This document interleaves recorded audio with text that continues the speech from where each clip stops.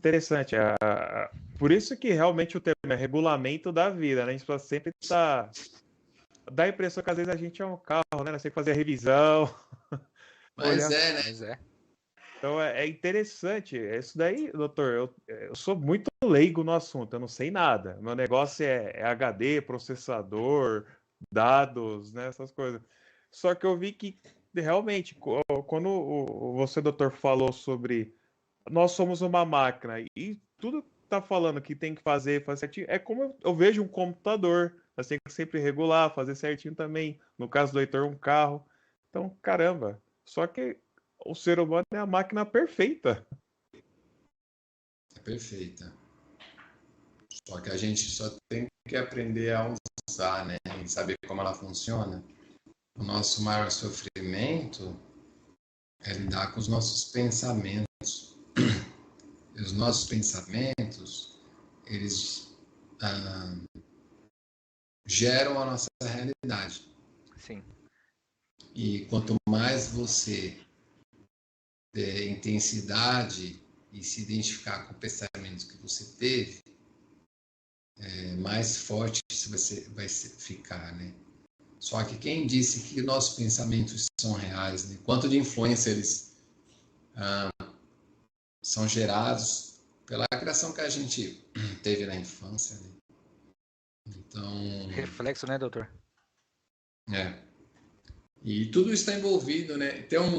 Olha, tem um YouTube muito bacana, depois se vocês tiverem curiosidade, vocês colocam lá Biologia da Crença, Bruce Lipton. É um vídeo dublado, tem 2 horas e meia, muito bom. E ele fala muito disso, a influência do nosso pensamento nas nossas células, no nosso corpo. E ele vai tirando várias teorias que foram criadas ao longo dos séculos e que estavam equivocadas, né? Que estavam equivocadas. E ele vai trazendo artigos, vai provando, é muito legal.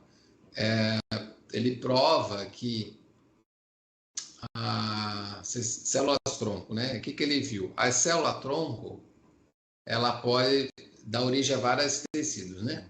O que ele viu? O que faz com que a célula-tronco decida se ela vai ser uma célula do coração, se ela vai ser uma célula do pâncreas, se ela vai ser uma célula do pulmão, ou se vai ser uma célula do cérebro? É o meio em que ela se encontra. Ou seja, o meio estimula a célula a ela se diferenciar naquilo. E aí ele foi vendo o quê? Que o nosso pensamento ele faz exatamente isso. O nosso pensamento ele influencia o comportamento da nossa célula. Então, existem as questões aqui nutricionais, que a gente vai falando, das partes hormonais, né, do hormônio, tudo bem, isso é muito importante. Mas a gente também não pode esquecer da nossa mente, e de acordo com nossos pensamentos, vão influenciar nossas células, o comportamento das nossas células. Né? E o nosso corpo, ele carrega uma série de genes. Né? Então, a questão é, quais vão ser os genes, tem bons e os ruins, quais genes é que vão ser despertados para se manifestar? Vai depender do ambiente que ela se encontra. Aí entra a questão da nossa saúde física, né? Você tem minerais, você tem água, você tem oxigênio, você tem os hormônios, tudo certinho. Isso influencia. Mas é a questão emocional, porque isso influencia também. Né? É interessantíssimo, doutor, porque eu já vi casos de pessoas com câncer que se curaram, né, do câncer, graças a Deus, que foi o relato. Você fez o medicamento certo? Não. Você fez o acompanhamento certo? Não. Era a vontade que eu tenho de viver, a alegria. Então, fico mesmo com câncer, ele era grato, né, por tudo que aconteceu na vida dela. E falava assim, eu quero viver mais, e ficava alegre. Então, parecia que essa alegria, essa transmissão da energia dela alegre, tirava todas aquelas células ruins, né? E ela ficou curada. E não teve mais nenhuma regressão. Eu acho isso interessante. Então, o pensamento positivo, né? as coisas certas é que você atrai, né? Parece que o universo contempla com você. Se é isso que você quer, então vamos lá, vamos trabalhar com isso. São ondas, né? Já sabe, são ondas, frequências de rádio. Qual é a frequência que você se encontra? Cada um de nós carregamos aqui uma antena parabólica aqui no topo da nossa cabeça. Você vai, de acordo com seus pensamentos, você vai sintonizar em que ondas? Né? Qual é a sintonia? E é isso que você vai estar atraindo para você, né? Só que aí é o quê? É você se observar, é você estar presente, os pensamentos que você está tendo, as coisas que aconteceram em volta de você, que fez você ter aquele pensamento. E aí tudo vai puxando, vai se conectando. Né? O autoconhecimento é importante demais, né? Olha, as pessoas, na grande maioria, elas sabem o alimento que faz mal, o que faz bem, elas sabem que tem que fazer atividade física, se faz mal, a maioria sabe. A questão é o porquê não está fazendo, o que é que está levando por trás disso, né? Nossa, doutor, que ponto importante, porque a gente fala assim, eu vou lá no médico tal, para resolver coisa.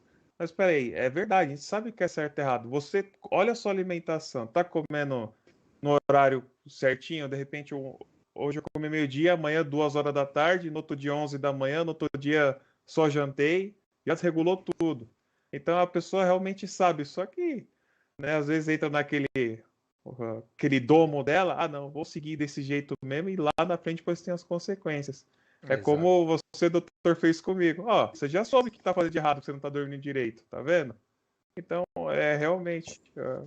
E na hora que você falou assim pra mim, doutor, me acendeu uma luz, falei, já sei que eu vou fazer amanhã, vou me resolver já. Isso aí que você falou é o piloto automático. Isso, exato. Tá no automatismo, né? E não para a pressão. E assim, às vezes, aí às vezes a pessoa tá com aquele comportamento que tá trazendo um problema pro corpo. E aí o corpo, ele começa a manifestar, olha, isso aqui não tá legal. Aí é uma maneira de despertar a pessoa para aquilo. E aí, se ela parar, perceber e poder mudar, legal. Agora, se ela não parar e não fizer isso, isso vai piorando. E daqui a pouco o corpo vai responder de uma maneira mais intensa para ela ter que parar para olhar para isso. Né? E não existe nada de, não, porque a pessoa foi mal, porque Deus, não. É só uma consequência daquela atitude, é só isso. Né? Você sabe uma coisa, doutor? Até minha, hoje eu tenho uma dificuldade, eu acho que eu travei nisso, eu tenho dificuldade em chorar. Infelizmente, eu e o Heitor perdemos a nossa avó, né? E eu não chorei. Eu a sensação de não querer demonstrar fraqueza parecia. E eu falo, pô, solta, né? Que nem o estresse, solta, né? No dia seguinte eu fiquei tão mal, doutor, mas mal mesmo, sabe? O corpo muito pesado. E num canto meu, sozinho, onde esse lugar que eu tô nesse escritório, eu comecei a lembrar da minha avó, a foto dela tá ali. E eu comecei a chorar. Ao mesmo tempo, aquela coisa ruim dentro de mim foi saindo. Eu não fiquei, sabe, leve. E foi a sensação parecida que minha avó tava tocando aqui na minha carequinha falando, tá tudo bem, meu filho. E aí foi que eu fiquei bom. Perfeito. Aquela carga emocional natural, né, do falecimento dela, que estava ali querendo sair, se voltar para fora, né? A lágrima é um mecanismo que o corpo tem de aliviar toda essa carga, né? Então, se a pessoa segura, retém, ela está segurando essa emoção, e essa emoção ela trava o nosso corpo. Ela começa a afetar. Lembra que eu falei dos impulsos elétricos que ocorrem dentro do nosso corpo? Sim. Isso aí você tem uma influência. Tem aquele estudo japonês, que eu sempre esqueço o nome dele, que ele mostra lá a formação dos cristais de água de acordo com a emoção que a pessoa tem, ou com a música que ela está escutando, né, com a frequência. Então, isso tudo atrapalha, influencia na água. E isso vai refletir no corpo. Né? O nosso corpo é 70% de água. Então, não tem como ser diferente. Então, essa foi a maneira de você... Olha que você conseguiu se permitir isso, né? Você soltou isso, né? Tem uma paciente minha que ela perdeu a mãe e ela estava numa situação de revolta, de não aceitar a perda da mãe, né? E ficava se culpando porque ela não esteve com a mãe, que se ela tivesse, podia ter sido diferente, etc, né? Toda aquela elucubração. E aí o corpo dela começou a travar mesmo, ela tá começando a dificuldade de dirigir no carro, travando mesmo. Uhum. E aí ela veio aqui, a gente começou a conversar, né? E na verdade, o que era isso? Era só toda essa carga emocional dela que ela ficou ali retendo, segurando, porque ela não conseguia botar isso para fora por toda essa revolta. Eu, que atua no sistema simpático, né? E o corpo dela começou a travar, literalmente, porque era isso que estava impedindo. Quando ela começou a aceitar mais, começou a botar isso para fora, com tratamento e mais, era como se ela começou a esvaziar esse tanque cheio, né? E aí as dores dela, de fato, foram diminuindo, essas manifestações que ela estava tendo.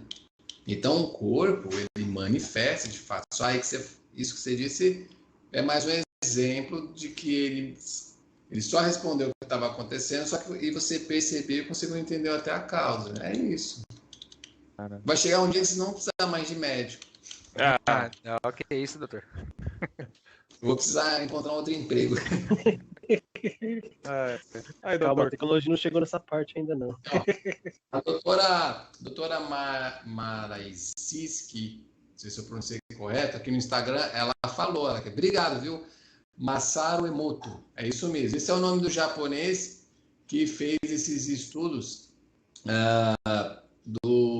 da resposta da água com as frequências, com as emoções, né? E mostrava o desenho dos cristais.